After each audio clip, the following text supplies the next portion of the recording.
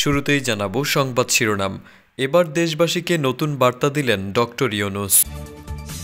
জানাবো বিএনপির হাত ধরেই বাংলাদেশে সংস্কার শুরু হয়েছিল বললেন ফখরুল।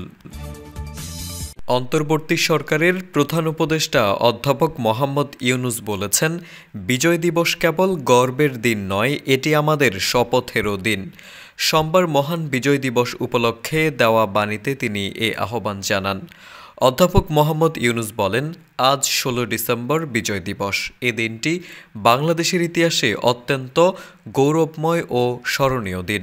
১৯৭১ সালের ১৬ ডিসেম্বর মহান মুক্তিযুদ্ধে বিজয়ের মাধ্যমে আমরা অর্জন করি স্বাধীনতার স্বাদ ও জাতি হিসেবে নিজস্ব পরিচিতি।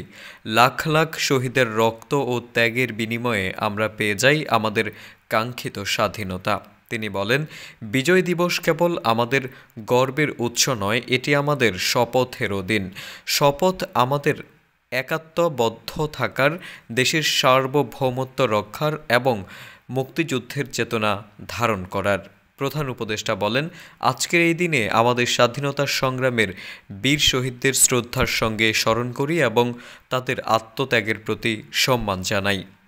ছাত্র, শ্রমিক, জনতার গণ অভ্যুত্থানের মাধ্যমে গঠিত অন্তর্বর্তী সরকার এটি একটি সমৃদ্ধ এবং সুশাসিত বাংলাদেশ গঠনে সবাই মিলে একসঙ্গে কাজ করার অঙ্গীকার করছে।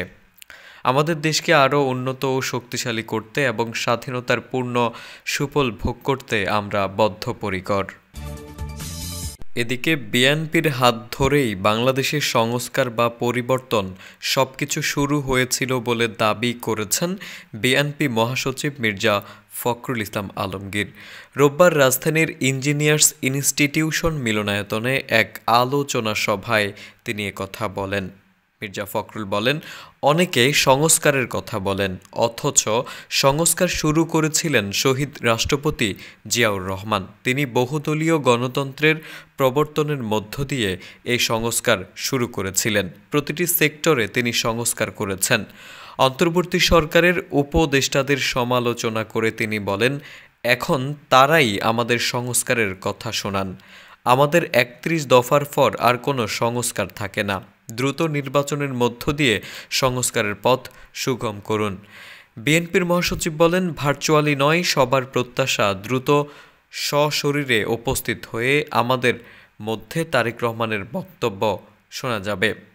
আওয়ামী লীগের সমালোচনা করে মির্জা ফখরুল বলেন, আওয়ামী লীগ স্বাধীনতার পর আমাদের গণতন্ত্রকে হত্যা করেছে, রাজনৈতিক প্রতিপক্ষ হওয়ায় তরুণদের হত্যা করেছে। আলোচনা সভায় ডক্টর খন্দকার মোশাররফ হোসেন, ডক্টর আব্দুল মঈন খান, নজরুল ইসলাম খান, সালাউদ্দিন আহমেদ, সেলিমা রহমান, ডক্টর AZM জাহিদ হোসেন, সুলতান সালাউদ্দিন টুকু সহ আরও অনেকেই উপস্থিত ছিলেন।